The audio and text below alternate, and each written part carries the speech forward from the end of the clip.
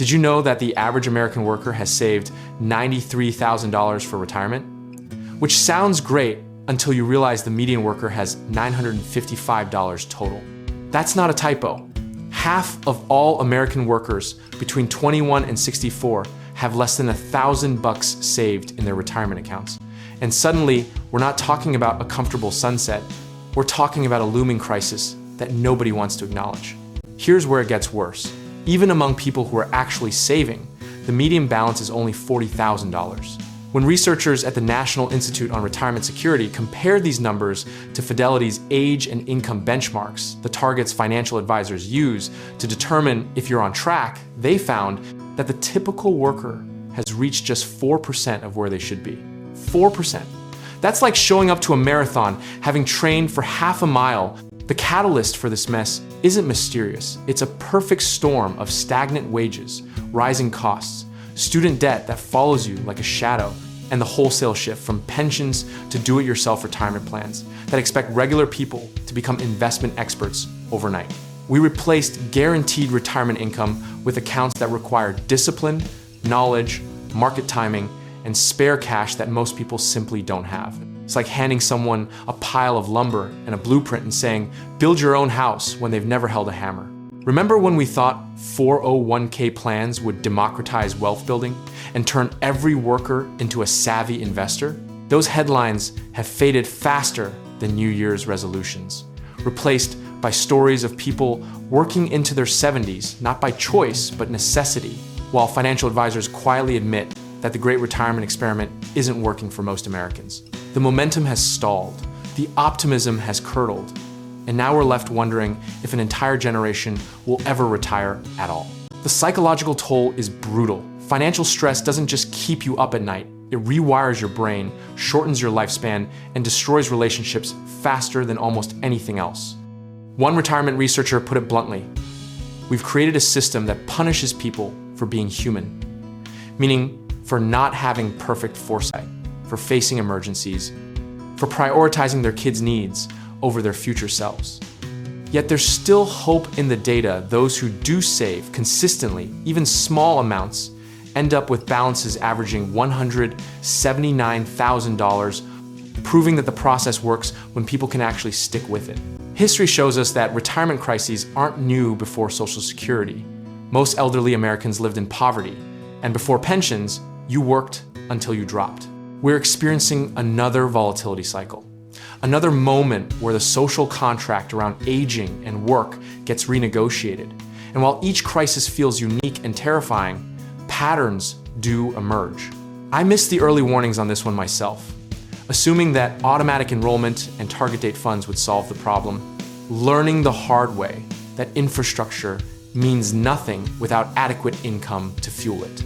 The broader cycle is predictable. Societies oscillate between collective and individual responsibility for retirement security. And right now, we're deep in the individual phase, discovering its limits.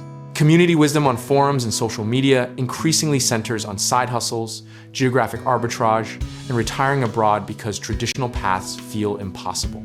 Financial experts are revising their models, some suggesting we need to rethink what retirement even means rather than just how we save for it. Let's kill some misconceptions right now. This isn't about avocado toast or personal irresponsibility, and the data proves it. The disparities are stark.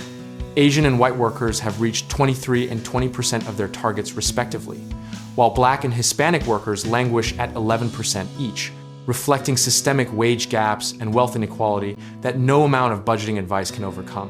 Men slightly outpace women at 19% versus 17%, and higher education strongly correlates with better savings rates. But even the best performers are still failing by traditional standards. The practical lesson from history is brutally simple. Start now with whatever you can, even if it's just $20 per paycheck, because compound interest rewards time more than amount. Risk should be moderate and matched to your timeline, aggressive when young, conservative when old, but the real secret is unemotional consistency, regardless of whether markets soar or crash.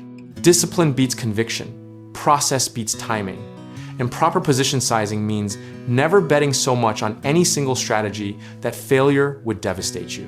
Your retirement account balance isn't a moral scorecard. It's a tool.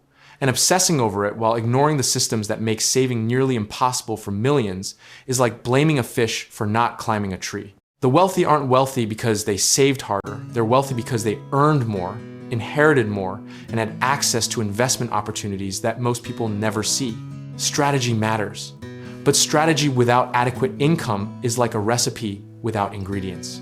What keeps me up at night isn't just the numbers, it's the realization that an entire economic model depends on people magically having money left over after housing, healthcare, food, and transportation costs that have all outpaced wage growth for decades. We're watching a slow-motion train wreck where the script is already written. Either massive policy intervention, a return to collective retirement systems, or millions of elderly Americans working until they physically cannot. The endpoint feels inevitable, even if the path there remains uncertain. But here's the thing about cycles. They do turn, and pressure builds until systems change or break entirely. Maybe this crisis finally forces us to admit that individualized retirement accounts were a failed experiment for the majority. Or maybe we collectively decide that working into your 70s is the new normal and adjust our expectations downward. Either way, those who prepare rationally, save consistently within their means, and avoid panic during market volatility will fare better than those who don't, even if better still falls short of the promised dream. The philosophical truth is almost too simple. You can only control your own actions. Not the economic system, not policy decisions, not market returns.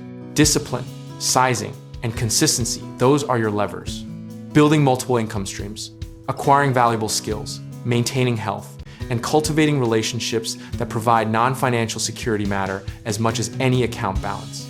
I'm weirdly comfortable with any outcome because I've done the rational preparation within my control. I've saved what I can, invested prudently, hedged with real assets, and built skills that generate income regardless of age.